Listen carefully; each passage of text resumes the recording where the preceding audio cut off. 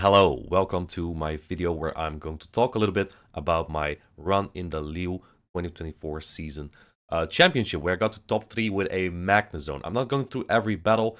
I only have so much time before I go to Toronto. That will be upcoming weekend, and I just want to make this video real quick before I go over there. So I'll be talking a little bit about the idea and my team. Honestly, it wasn't much of an idea. I just want to use a spicy Pokemon. And the team compositions that I faced, my opponents, and what my thought process was in that. So let's take a look at the team and the Pokemon that I had. Lille is the 6th play Pokemon tournament of this season so far, and in these past tournaments we've seen a lot of changes in the meta. A lot of players are still trying things out. Now I'm going to describe here how it came to what it is right now, because there was one specific MVP, in my opinion, in Lille. The first Pokemon that I think the meta currently revolves around is Alolan Sandslash. Its coverage is incredible. With Shadow Claw, Ice Punch, Drill Run, you have offensive coverage in 3 different typings, and players are also opting for Power Snow now, just because it makes the matchup against Pokemon like Lickitung and Umbreon just a little bit better. And Alolan Sandslash is one of the best core breakers right now, and that's why you need a counter against it. And the most common one, not a surprise, is Medicham. The reason why Medicham is the most popular fighter is because it also counters other fighters. So why would you run a different fighting type? On top of that, Medicham is just one of the most flexible Pokemon in the meta, especially when there's no Ghost type. You have Ice Punch for fly coverage, and that just makes Medicham just very healthy in this meta, in my opinion. Even though I know a lot of people don't like that everyone uses Medicham and that it's just the same over and over. I think it's good to have a flexible meta with Medicham in it. And Medicham is commonly paired with 2 other Pokemon that also are very hard meta, usually in the top 3 right now. That are Lantern and Lickitung.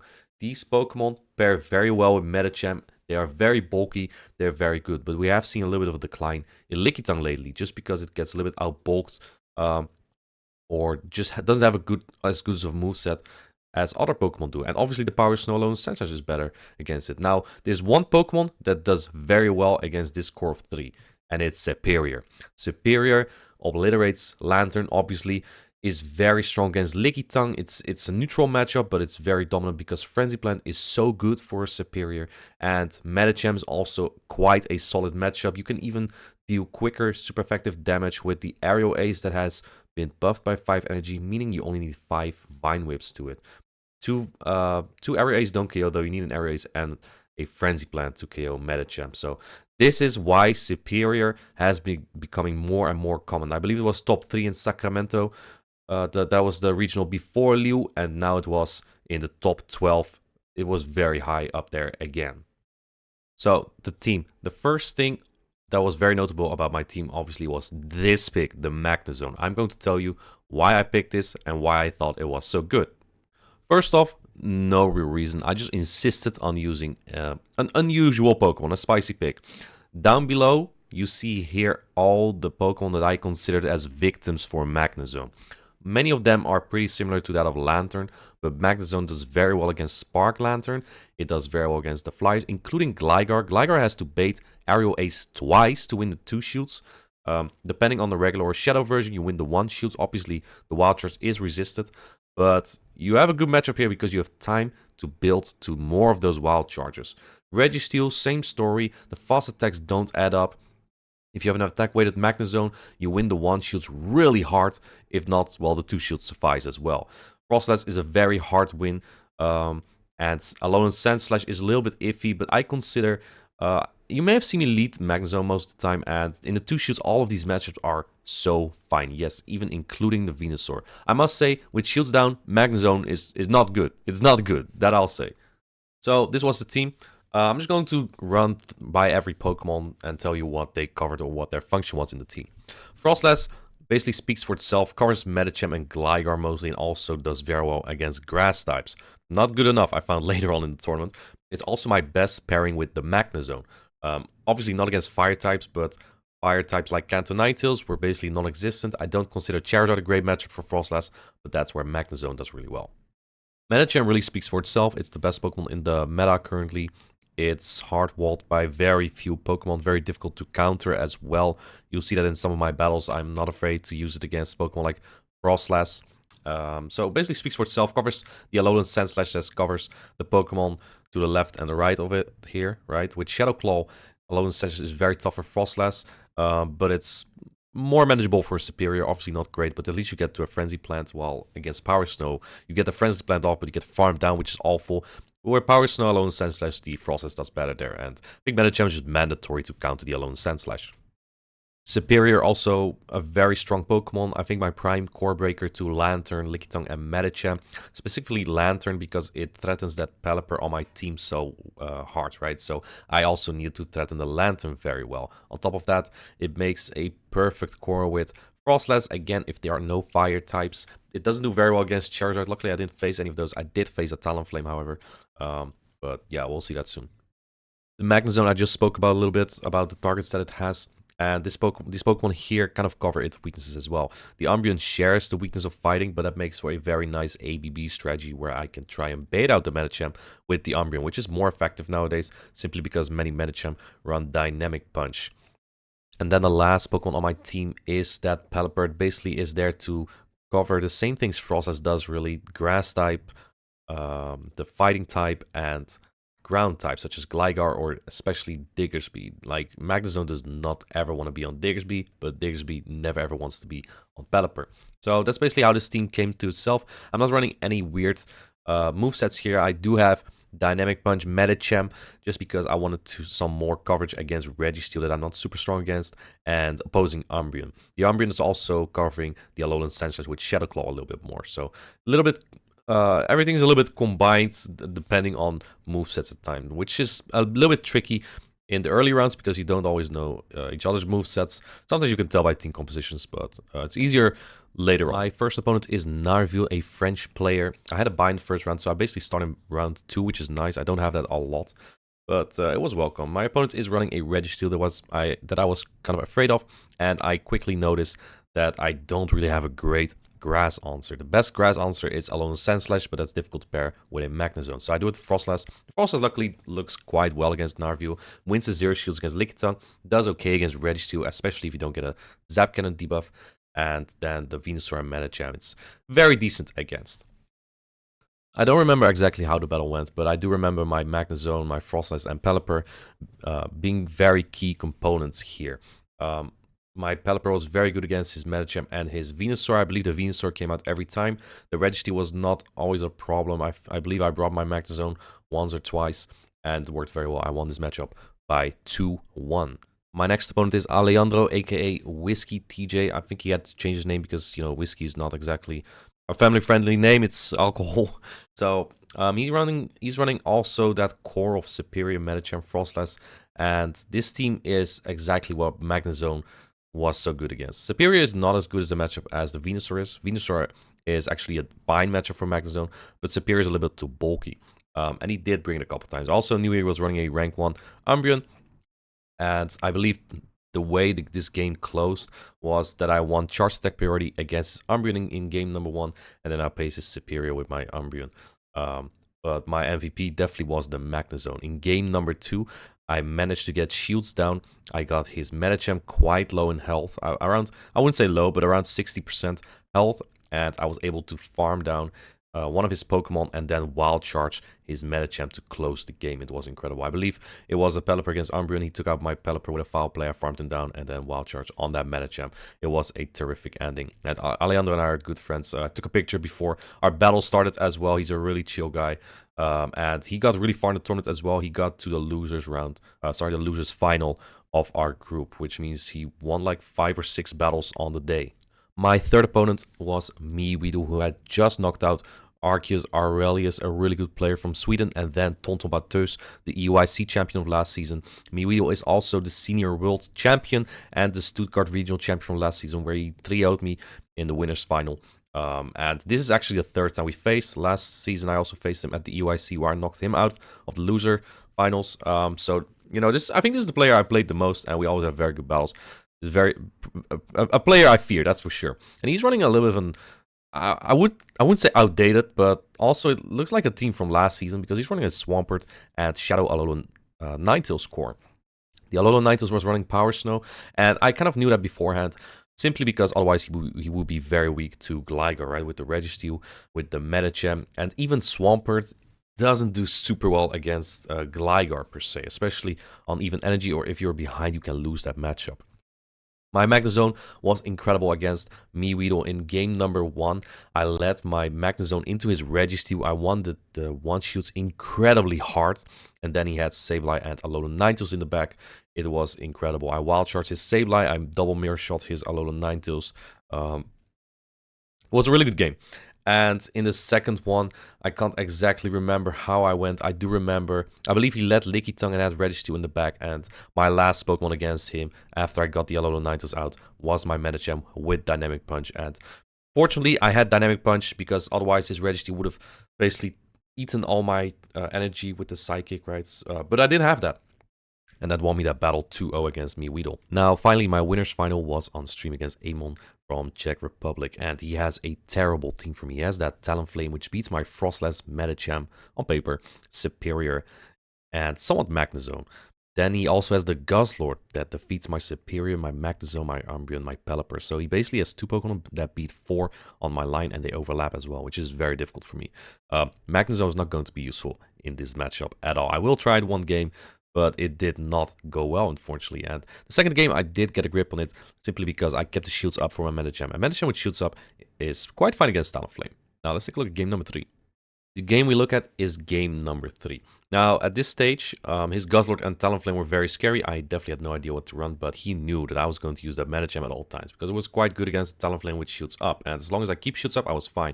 This Lantern was an absolute pain, simply because he protected the Lantern so well with the Guzzlord and the Talonflame, that was very hard to bring Superior. And here my plan is somewhat working. I definitely did not want to bait this out. I want to bait out the Talonflame, but Amon makes a very good read, knowing that I probably would safe switch my Medicham, and he answers with the Frostless that he brought this time. Now, I do something here. I'm going to double shield my Medicham. This is a flippable matchup for Medicham. If you land one charge attack, whether that's Psychic or the Dynamic Punch. If you land one of these, you can just count it down. If they start shooting Ice Punch, you probably shouldn't throw the next charge attack, simply because they get another Power Snow through. You don't want them to get to another Avalanche. Either way, going for the Dynamic Punch here. I hate throwing the energy here because I want my Superior line to this, and because it might be a Guzzlord in the back, I decide to catch this attack here. I actually waited that turn, I think. That's why I snuck my Snarl there. Now in comes his Medicham. This is so bad for me because he still has 2 shields. He can just throw Dynamic Punch, which I knew he had from game 2 because he went straight Ice Punches to my Pelipper. But he decides to not throw this, and this is where I get very lucky. Because of this play, I actually managed to get a shield, and that puts my Superior in a better and better spot. Now, Umbreon is bulky, and it's going to need a Dynamic Punch from this range to KO. You can see me saying, nah, that's not going to KO if it's an Ice Punch. It is an Ice Punch, and I know I live that. So, getting another foul play off is big here, especially if he shields. Which he does, and that's great. Now, coming in with my own Medicham, soaking up some energy here. I don't want to take all those Ice Punches on my Superior, and I actually didn't expect him to throw immediately again. I would have loved to have taken his on the Medicham, but at this point I might be fine. His Medicham is absolutely dry there, and I'm making sure Atlantis Aerial Aces might not barely KO. I lost track of energy though, so I don't know if he set the Ice Punch right now. That might put me into serve range, and yes, it goes down. This is where I get very happy. Look at my face. I'm pointing at Weedle, my previous opponent. Here, my good friend, and just making sure that it was worth it beating him to get to this winners final and sweeping the most difficult group I probably could have ever had in opponent wise, and then facing the worst team composition I could have ever had. Luckily, because my opponent played like that with a Medicham, I got away there. So I would say it was quite fortunate that I got there. On day 2, my first opponent was Secrets. He didn't play on stream the first day, but I heard via like what kind of movesets he had. He had a Shadow Ball on his Mandibuzz, and his team was extremely weak to the Magnezone. It beats the Frostless, the Lantern, the Mandibuzz. It's very fine against Lickitung and very fine against the Venusaur. And he told me beforehand, I just need to know where your Magnezone is going to be. I did some practice, and I cannot beat that. The game I'm going to showcase here is game number 2.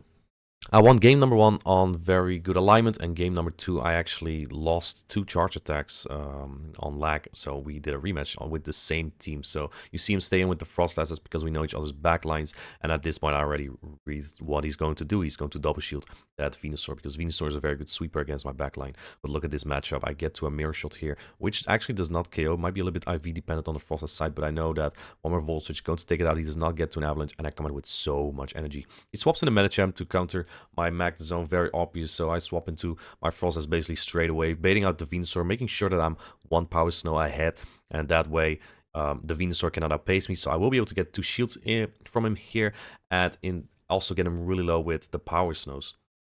On top of that, if he decides to double shield, my Magnezone might be able to farm down here and just get double launchers on that Medicham. Going for another Avalanche here. You can see that this matchup is just very tough for Secret, simply because that Magnezone is in the worst spot for him there. He comes back in with the Medicham. I'm actually going to throw the Avalanche here. I expected him to throw earlier than that, but I also didn't think... I thought he had one more counter so that he would throw a Dynamic Punch before my Shadow Ball, but I guess he didn't, and then he tries to throw one before my Shadow Ball, which I read. I maybe should have called him Magnezone, but that would have been too much of a flex. Didn't really need it anyway, but it's just a little bit of a safer play that I just get some more fast attack damage in, and then I have an Avalanche for later. I mean, it was going to be over from the start anyway, and I respected a lot that he wanted to do same teams, because he knew it was going to be a losing match like that, so I do respect that. That's not a rule that's per se in there, because you actually rematch with new teams. But yeah, you can do a gentleman's agreement, like some people even concede if they know they would have lost the game. And I think Seekers would have as well, but there was like a 50-50 chance in our rematch. I looked it back, actually. I think I lost 2 fast attacks where I could have gone to Frenzy Plants maybe, or Frenzy Plant in anyways. And then it's a bait call, so we went for same teams there. And yeah, unfortunately for Secrets, a very bad team composition against me. My next opponent may have been Sanadu with the same team. Unfortunately, that was not the case. My next opponent will be GX Kolton.